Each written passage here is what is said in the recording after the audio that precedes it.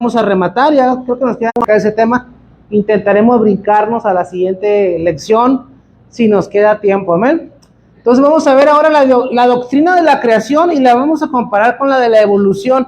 Ya hablamos un poquito de esto en las clases pasadas, ¿verdad? Pero vamos a entrar un poquito más de lleno a lo que es la teoría de la evolución versus la doctrina de la creación. Algunos parece que piensan que para explicar el origen del mundo, la teoría de la evolución podría reemplazar a la doctrina de la creación. Pero esto es claramente un error, ya que esta teoría no ofrece tal explicación. La evolución, la misma palabra nos dice, la evolución es el desarrollo, y todo desarrollo presupone la existencia de algo que se desarrolla, sino que se va a desarrollar, ¿no? Lo que no existe no puede desarrollarse, perdón, lo que no existe no puede desarrollarse de la no existencia a la existencia. O sea, no puede de repente no haber nada y evolucionar a que haya algo, así no funciona. Se sale del contexto de la palabra evolución.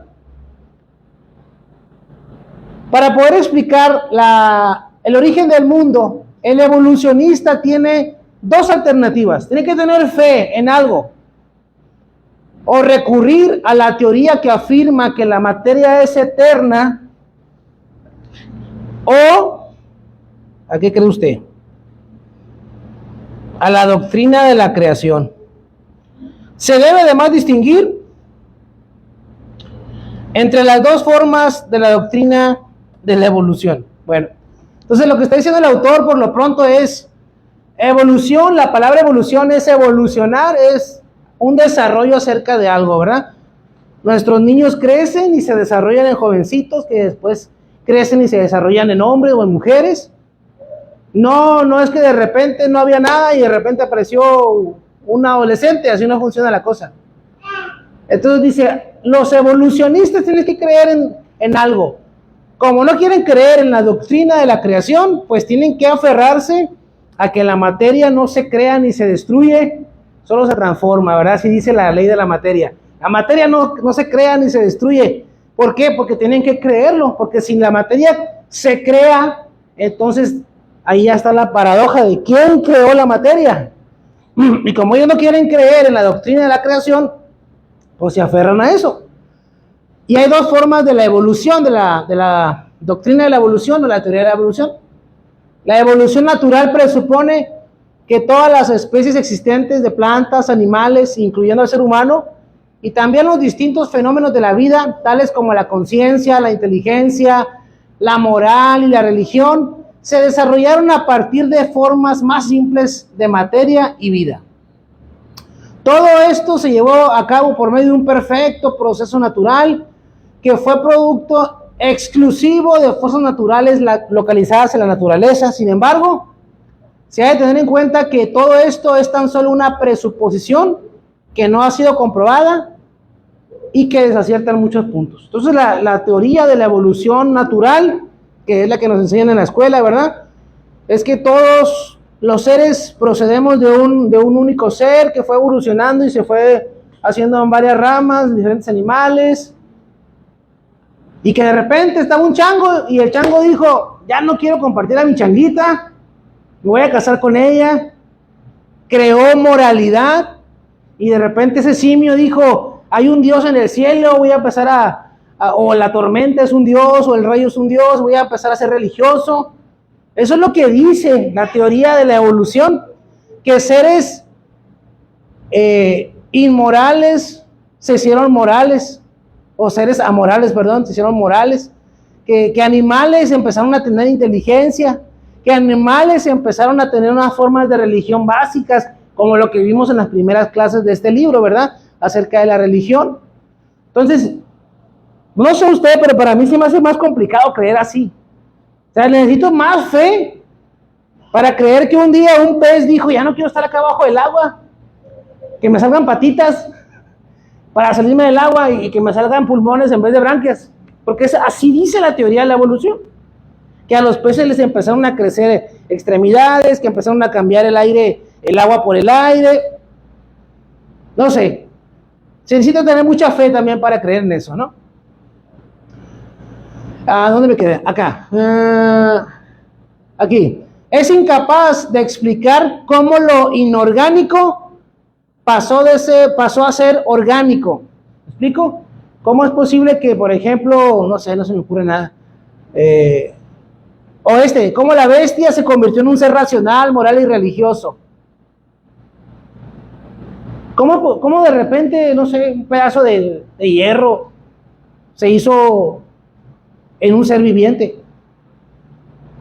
Algunos evolucionistas admiten que la teoría ha sido incapaz de demostrar un solo ejemplo de cómo una especie produce otra especie distinta. Además, esta teoría contradice el relato de la creación, esto es, acerca del origen de las especies y del ser humano, de la condición original del ser humano, de su caída en el pecado y consecuentemente su consecuente deterioro. Bueno, entonces es la teoría de la evolución natural, que es la que nos enseñan en la escuela. Yo no sé, yo siempre he pensado eso.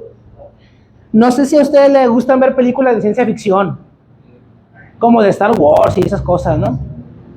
Entonces llega un Han Solo y entra a un bar, y en ese bar hay muchos extraterrestres de diferentes planetas, y todos son diferentes, pero todos tienen pensamiento, ¿no? Todos son racionales. Yo me pongo a pensar, ¿por qué si existe la evolución, o existió la evolución, por qué nada más los simios evolucionaron y nos convertimos en Homo sapiens, en seres humanos?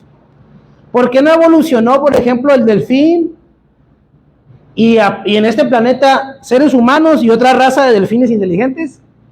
¿Verdad? O los lobos, o no sé, algún otro animal, ¿por qué nada más nosotros? Está muy raro, ¿no? Si tiene millones y millones y millones de años la Tierra hasta que evolucionaron los seres humanos, ¿por qué nada más la especie humana o la especie de los Homo sapiens son los que evolucionaron? Imagínense un perico que no solamente habla, sino que es su guía de línea. Está raro, ¿no? Yo así pienso. Dije, ¿por qué en todos los planetas hablan en inglés? Bueno, ahora vamos a la evolución teísta. Entonces dice, debido al fracaso de la teoría de la evolución natural, que ha sido incapaz de explicar adecuadamente el origen de las cosas, algunos eruditos cristianos se han refugiado en la llamada evolución teísta o evolución creativa. Esta presenta a Dios como el obrero omnipotente que está detrás de todo el proceso de desarrollo. Se afirma además que Dios creó el mundo por medio de un proceso de evolución, es decir, un proceso de desarrollo natural en el que Dios no interviene milagrosamente, excepto cuando es absolutamente necesario, como el origen de la vida y del ser humano. Algunos más aventurados dijeron, bueno, es que la evolución no nos da la explicación de cómo comenzó todo. Y como nosotros somos cristianos, dijeron ellos, vamos a decir que Dios comenzó con la vida y ahí la dejó. Y entonces como ya hay vida, pues ahora sí la evolución hizo lo suyo, ¿no? Ya no es de cero, ahora, sino que Dios hizo eso. Y luego dice, el hecho mismo de que tenga una cierta apelación religiosa hace que esta teoría híbrida sea peligrosa. De hecho, está tan en contra de las escrituras como la teoría de la evolución natural. O sea, no es mejor decir Dios creó la vida y dejó que se desarrollara, que evolucionara, como lo comentábamos en la clase pasada, ¿verdad? En ese comentario de la Biblia católica. Alguna Biblia católica comentada así dice, ¿verdad? Que Dios creó al ser humano, pero este se fue desarrollando en la evolución hasta que llegó a ser un ser pensante. Bueno, estos son los que habla aquí el autor. Pero eso está igual de mal, o sea, peor todavía. Porque ni dice una cosa ni dice la otra. También enseña que a Dios le tomó millones de años para crear el mundo, que Dios no creó las variadas especies de plantas y animales, que el ser humano, al menos físicamente, desciende de un animal, y que no hubo caída al pecado en el sentido bíblico de la palabra. Y estos evolucionistas creativos dicen que el Génesis es más una simbología, como es Apocalipsis, que todo lo que dice es un símbolo de lo que Dios creó, y que se lo dijo así al ser humano, porque pues como se lo dijo hace miles de años, y eran muy ignorantes los seres humanos hace miles de años, pues por eso Dios se lo puso con palitos y con bolitas para que entendieran, ¿no? Esas son las teorías acerca de la evolución. Y con esto terminamos lo que es la creación, y aquí están las preguntas de repaso. ¿Fue la creación un acto libre o necesario de Dios? Vamos a contestar esa pregunta con lo que sabemos ahora. Nada más la número 2. ¿Fue la creación un acto libre o un acto necesario de Dios? Libre. Libre. O sea que Dios no necesitaba hacer la creación. Así es, como vimos en la doctrina de Dios, Él es autónomo, autosuficiente, todopoderoso, no depende de nada externo a Él, es eterno. Así que la creación fue un acto libre que Él hizo porque Él quiso y punto, ¿no? Entonces, bien, ahí están son varias preguntas porque fue extensa esta clase. Ahí está cuál es la función de Gabriel, cuál es la función de Miguel, a qué se dedican los ángeles. A mí me gustó mucho esta clase. Pero vamos a seguir con otra clase también muy interesante. La providencia. Y vamos a ver qué es la providencia. La providencia dice, la fe cristiana se opone con la misma fuerza tanto a la fusión panteísta de Dios y el mundo, como la separación deísta entre Dios y el mundo. Y conforme vayamos caminando en esta lección, vamos a ver los conceptos de panteísmo y de deísmo, para que no se preocupen. Esta posición se hace evidente en la doctrina de la providencia divina. El término providencia no lo va a leer nunca en la Biblia. No está ahí. La divina providencia, eso no existe. Pero, aunque el término no exista literalmente, la doctrina de la providencia es eminentemente escritural. Es como la doctrina de la Trinidad. Nunca va a encontrar la palabra Trinidad en la Biblia, pero va a encontrar todas las evidencias de la Trinidad. Es lo mismo. Tiene que ver con las provisiones que Dios hace para lograr el fin de su gobierno y con el cuidado que Él manifiesta a todas sus criaturas. Entonces, ¿qué es la providencia? Dice el autor, son las provisiones que Dios hace para lograr el propósito de su gobierno y el cuidado que manifiesta a todas sus criaturas. Y vamos a ver, punto A, que dice la providencia en general.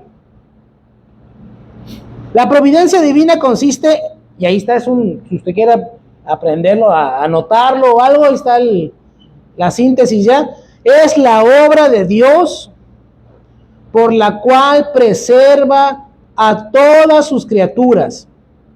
Se mantiene activo en todo lo que acontece en el mundo y dirige todas las cosas a su fin determinado o a su propósito determinado. ¿Ok? ¿Qué es la providencia? Bueno, es la obra que Dios sigue haciendo en el mundo. Es como Dios da cosas o hace cosas para preservar lo que ya creó. Entre eso, pues a nosotros como seres humanos. Esta definición indica que existen 3 elementos en la providencia: preservación, cooperación y gobierno.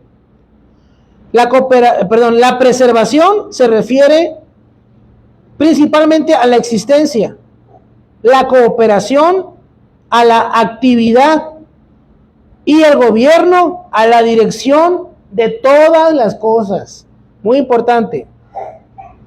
Y antes de entrar más de lleno, vamos a ver algunos conceptos erróneos acerca de la naturaleza de la providencia. Cuando se considera la relación de Dios con el mundo, se debe estar al tanto de 2 conceptos erróneos. Primero, el concepto deísta. Según afirma el deísmo, la preocupación que Dios muestra hacia el mundo posee un carácter muy general. Se afirma que Dios creó el mundo, estableció sus leyes, lo puso en movimiento y luego vámonos de vacaciones. Ahí se fue, dice, Dios se apartó de ahí. Dios observa distante el curso del mundo que sigue con sus leyes constantes de la naturaleza e interfiere en su normal funcionamiento solamente cuando algo anda muy mal, perdón. Por consiguiente, el mundo no es como una nave que Dios pilotea de día a día, sino como una máquina que puso en marcha y ahí se ven. El concepto deísta dice, Dios hizo el mundo, dio leyes como la ley de la gravedad, la siembra, la cosecha, lo que sea, y dijo, ahí nos vemos, al rato vengo a ver cómo siguen, y luego viene Dios, se atoró la máquina, y es cuando Dios actúa, y luego se vuelve a ir. Entonces, este es un concepto muy mal acerca de la providencia de Dios. Es un concepto donde Dios está muy alejado de su creación allá, lejos. Y hay otro concepto erróneo donde Dios está muy cerca, demasiado cerca, lo vamos a leer. El concepto panteísta. El panteísmo no reconoce la diferencia que existe entre Dios y el mundo. Equipara a los dos y debido a esto no deja realmente lugar para la providencia en el propio sentido de la palabra. El rumbo que toma toda la creación consiste sencillamente en la revelación propia de Dios, es decir, una autorrevelación que no deja lugar al funcionamiento independiente de causas secundarias. Las supuestas leyes de la naturaleza son sencillamente modos de la actividad directa de Dios. En un sentido muy directo, Dios es el autor de todo lo que acontece en el mundo. Para que lo entienda, Dios es el huracán, Dios es el terremoto, Dios es el árbol, tú eres Dios, y tú también, y yo soy, y el gato es Dios, y la paloma es Dios, todo es Dios. En este sentido del panteísmo, la tierra es Dios, como en la película de Avatar, ¿no? Que estaban todos conectados ahí, los animales y todos los árboles, todo, así. Ese es el panteísmo como tal. Entonces dice, pues entonces no deja lugar Dios a nada aquí. ¿Qué va a proveer si Él es todo? Incluso los actos que se le atribuyen a los seres humanos son realmente actos de Dios. Entonces, el panteísmo, por ejemplo, no reconoce el pecado. El pecado es la desobediencia a Dios. Pero si yo desobedezco a Dios, peco. Pero si yo soy Dios, pues ya no pequé, ¿verdad? Porque yo me estoy obedeciendo a mí mismo y yo soy Dios también. ¿O no? Entonces, pues, ¿cuál es el problema? De acuerdo a este sistema, el ser humano no es un ser moral libre y tampoco es responsable por sus actos. Pues, ¿por qué voy a ser responsable? ¿Verdad? Soy Dios. Él es Dios, aquel es Dios, el pájaro es Dios. Todo es Dios, pues a gusto, ¿no? Entonces, esos son los conceptos erróneos de la providencia. Ahora vamos a los objetos de la providencia. Se acostumbra a distinguir entre la providencia general y la especial. La primera, o sea, la general, indica el control que Dios ejerce sobre el universo en un sentido total, y la especial, su cuidado sobre cada parte del mismo. Algunos incluso se refieren a una providencia muy especial con relación a los hijos de Dios. Entonces aquí tenemos los objetos de la providencia. Dice que Dios está atento a todo el universo, a todo, así en su totalidad. Él lo creó, pero también Él está atento a todo el universo. Esa es la providencia general. Ahora, también está la especial. Vamos a decir que Dios está pendiente de todos los seres humanos. Son sus criaturas. Tiene una providencia especial. Y la Biblia enseña que sí, porque dice que Él hace salir el sol para justos y para injustos, ¿no? Hace caer la lluvia para buenos y para malos. Él está pendiente de todas sus criaturas. Y por eso dice, algunos incluso dicen que aparte de la especial, hay una muy, muy especial con relación a los hijos de Dios. La Escritura enseña con claridad acerca del gobierno y el control providencial de Dios en todo el universo, en el reino animal, en el mundo físico, en los asuntos de las naciones, en el nacimiento del ser humano y el desarrollo de su vida, en todas las cosas aparentemente accidentales o insignificantes. Vamos a leer esta. Proverbios 16:33 y Mateo 10:30. De todo lo demás no creo que haya duda de que Dios está pendiente de todo. Pero dice, aún en las cosas más insignificantes, Dios también tiene una providencia.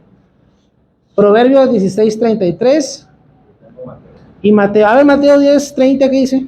Pues aún vosotros, vuestros cabellos están todos contados. ¡Wow! A ver, hermana, ¿qué dice? Las arcas se echan al regazo, más de Jehová es la decisión de ellos. ¿Qué óvole? Fíjese lo que nos dicen estos dos textos. Cuando usted tira los dados, no es al azar. No cae nomás a ver qué sale, sino que hasta en eso Dios tiene el control. Y dice Mateo, y aún los cabellos de su cabeza están contados. Entonces la providencia de Dios está en todo. Si usted quiere leer en su casa cómo es que Dios está al pendiente del universo, del mundo físico, del reino animal, de los asuntos de las naciones, del ser humano desde su nacimiento. No, es que a mí me dijo mi mamá que yo era un accidente. No, no hay ningún accidente. Dios estaba ahí desde el principio. Qué increíble, ¿no? Qué interesante. O sea que si usted ha estado comprando boletos del sorteo de la universidad y no se lo ha sacado, es porque Dios no ha querido que se lo saque, o no más. Y usted dirá, ¿y eso qué tiene que ver? Pues ahí está. Dice que en el regazo se echan las suertes, sí, pero Dios es el que tiene ahí todo el volante, el timón, el control. Así de sencillo, mis hermanos. En la protección de los justos, en la provisión de todo lo que el pueblo de Dios necesita. ¿Qué más? En las respuestas a las oraciones, en el descubrimiento y castigo de los perversos. Los que creen que la naturaleza está totalmente controlada por un sistema de leyes de hierro, lo cual incluso ata las manos de Dios, niegan comúnmente toda providencia especial. No creen que Dios pueda realizar milagros ni que pueda responder las oraciones. Y eso es un punto muy importante, mis hermanos, porque sí hay hermanos en Cristo, hermanos en la fe, que se llaman cesacionistas. Ellos creen que la obra del Espíritu Santo ya cesó, que el Espíritu Santo ya no obra milagros, que ya no se hablan lenguas, que ya no hay manifestaciones de cosas poderosas. Y no estoy diciendo que no sean hermanos en Cristo, son cristianos, pero así creen ellos. Y pobres, si usted habla en lenguas al lado de ellos, ¿verdad? Hasta van a decir que están demoniados. Pero ese tipo de personas, dice, no creen que Dios todavía intervenga, que haga algo sobrenatural. Ellos dicen, Dios deja que pase lo que tenga que pasar y ya. Yo podría pensar así también, si Dios mismo no hubiera hecho milagros en mi vida y hubiera visto yo su mano poderosa obrar, yo también pudiera pensar eso. Pero como yo soy un testigo, ¿verdad? En primera persona de lo que Dios ha hecho, yo puedo responder, sí, Dios tiene una providencia especial para sus hijos. Es cierto, es verdad. Es más, aquí mismo en la congregación hemos escuchado testimonios prácticamente de todos los hermanos. Y uno dice, ¿pero cómo? Solamente Dios puede haber hecho eso. Por eso creemos así. Otros opinan que Dios controla los asuntos mayores de la vida, pero no presta atención a los menores. Sin embargo, si a Dios no le importan los asuntos menores de la vida, jamás podrá controlar los mayores. Y esto es evidente, mis hermanos, porque la vida está compuesta de cosas menores. Se van sumando, se van sumando, se van sumando. Y creo que lo platicamos en alguna ocasión ya, ¿no? ¿Qué tal si ese día usted no encontró los últimos 10 pesos para agarrar el camión e irse a buscar trabajo? Y como no encontró trabajo en esa empresa, no conoció a su esposo. Y como no conoció a su esposo, no se casó y no tuvo los hijos. Y así se va haciendo la vida de cosas pequeñas. Entonces Dios está pendiente de todo, de todo. A lo mejor usted no tenía que llegar a esa fábrica para encontrar trabajo porque Dios no quería que se casara con esa persona y por eso usted no llegó y está casado, casada con la que Dios sí quería que se casara. Y así podemos hablar de las cosas pequeñas de la vida. Hasta los cabellos de nuestra cabeza están contados, Jesús lo señaló en Mateo. Vamos a hablar entonces los elementos de la providencia en particular. La definición de providencia anteriormente mencionada indica claramente que existen 3 elementos de la providencia y los cuales vamos a considerar. 3 elementos y el primero de ellos es la preservación divina. La preservación consiste en la obra continua de Dios por medio de la cual Dios sustenta todas las cosas. Esto no significa, como algunos panteístas afirman, que Dios continúa creando el mundo momento a momento. Tampoco significa, como el deísta piensa, que Dios sencillamente retira su mano del mundo y no lo destruye. La preservación, por parte de la suposición de que el mundo existe aparte de Dios y que al mismo tiempo depende para su continua existencia de Dios y no del mundo en sí mismo. El mundo continúa existiendo en virtud de un constante ejercicio del poder divino por el cual se mantiene la existencia y la operación de todas las cosas. Solo Dios es soberano y absolutamente independiente y la criatura siempre permanece dependiendo de Él. Esta doctrina se enseña con claridad en los siguientes pasajes. Y esto lo vamos a leer todos y con eso vamos a cerrar la clase de hoy. Pero lo que el autor está diciendo es que Dios creó el mundo y Él lo sigue sustentando. Con su poder o por medio de su poder, el mundo sigue subsistiendo. Vamos a ver, Salmo 63:8, Nehemías 9:6, ok. Alguien que busque Hechos 17:28, Colosenses 1:17, Hebreos 1:3.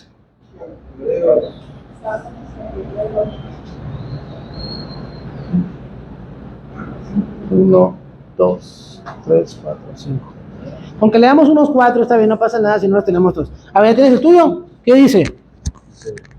Tú solo eres Jehová, tú hiciste los cielos y los cielos de los cielos con todo su ejército, la tierra y todo lo que está en ella, los mares y todo lo que hay en ellos. Y tú vivificas todas estas cosas y los ejércitos de los cielos te adoran. Amén. Vea lo que dice Nehemías. Tú hiciste todo eso, pero tú lo vivificas. La palabra vivificar, o sea, tú le metes como nueva fuerza, le llenas de energía, lo llenas de vida para que siga. No solamente lo creaste, lo abandonaste, sino que tú todavía lo vivificas. A ver, otro texto que tengan en la mano. A ver, hermana. Está mi alma apegada a ti, tu diestra me ha sostenido. Fíjese lo que dice el salmista, ¿verdad? Mi alma está apegada a ti y tu diestra me ha sostenido. O sea, tú me mantienes en pie. No solamente me creaste y luego te fuiste corriendo, no. No eres un padre ausente, sino que estás presente. ¿Qué dice Colosenses? Y Él es ante todas las cosas y todas las cosas en Él subsisten. Él es ante todas las cosas y por medio de Él subsisten. Y creo que está por acá Hebreos, ¿verdad? Hebreos 1:3, el cual siendo el resplandor de su gloria y la imagen misma de su sustancia, y quien sustenta todas las cosas de la palabra de su poder, habiendo efectuado la purificación de nuestros pecados por medio de sí mismo, se sentó a la diestra de la majestad en las alturas. Fíjese lo que dice ahí Hebreos. Está hablando del Hijo, está hablando de Jesús. Y dice que por medio de Él las cosas subsisten. O sea, en estos versículos que leímos, mis hermanos, podemos notar lo que el autor nos ha estado diciendo. La preservación divina. Dios preserva las cosas. Y hasta podríamos decir que es algo natural. Porque si no fueran preservadas por Dios, por ejemplo, ¿qué pasa si usted no cuida su casa? La pintura se empieza a desgastar, No se diga el polvo, ¿verdad? Se empieza a llenar todo de tierra, aunque uno tenga cerrado, no sé cómo se mete, pues se mete, ¿verdad? Entonces empieza como en decadencia. Y a veces uno va por alguna parte y dice, mira, esas casas parecen abandonadas, como que nadie les ha hecho nada. En cambio, uno puede mirar al mundo, que a pesar de la mano del ser humano y de la contaminación y todo lo que hacemos, el mundo es un lugar que está subsistiendo, que está sobreviviendo. Y en este pasaje nos queda claro que es porque Dios está vivificando constantemente a través de su providencia, a través de su preservación al mundo y a nosotros también. Allá en casita, Dios les bendiga.